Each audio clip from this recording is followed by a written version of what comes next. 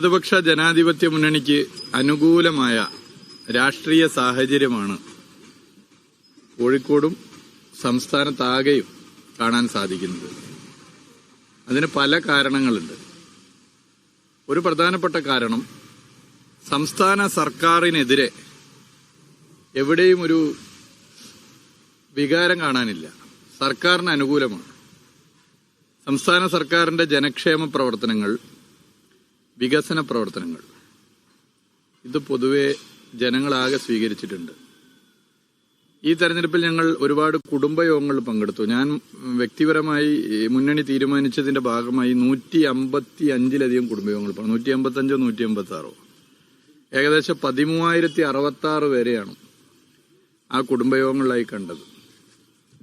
19 ഏറ്റവും ചുരുങ്ങിയത്, 356 ഏറ്റവും കൂടുതലുമാണ് ആ കുടുംബയോഗങ്ങളിലെ പങ്കാളിത്തം. ഈ 13,066 പേർ ഒരു ഗ്രൗണ്ടിൽ വന്ന് നമ്മൾ സംസാരിക്കുന്നതും ഈ 156 കേന്ദ്രങ്ങളിൽ വികേന്ദ്രീകരിച്ച് അവരോട് സംസാരിക്കുന്നത് രണ്ടും വ്യത്യസ്തമാണ്. കുടുംബയോഗങ്ങളുടെ പ്രത്യേകത, കുടുംബയോഗങ്ങളിൽ ഇരിക്കുന്നവർക്ക് എന്ത് സംശയങ്ങളും ചോദ്യങ്ങളും അവരുടെ പ്രതിഷേധങ്ങളൊക്കെ അറിയിക്കാനുള്ള അവസരമാണ്. ഈ 13,066 പേരിൽ സംസ്ഥാന സർക്കാരിനെതിരെ ഒരു വികാരവും, ഒരു പ്രതിഷേധവും, ഒരു ചോദ്യം പോലും വന്നിട്ടില്ല. തിരിച്ച് വീട്ടമ്മമാർക്ക് പെൻഷൻ നൽകാനുള്ള സംസ്ഥാന സർക്കാരിന്റെ തീരുമാനം എല്ലാവരും എടുത്തു പറഞ്ഞിരിക്കുകയാണ്.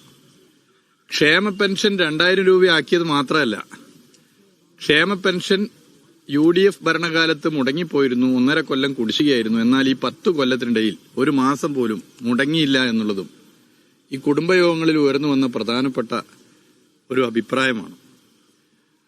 അതുപോലെ സർക്കാരിന്റെ ഓരോ കാര്യങ്ങളും പൊതുവെ ജനങ്ങൾ സ്വീകരിച്ചു. ഇതൊരു ട്രെൻഡായിട്ടാണ് കാണുന്നത്.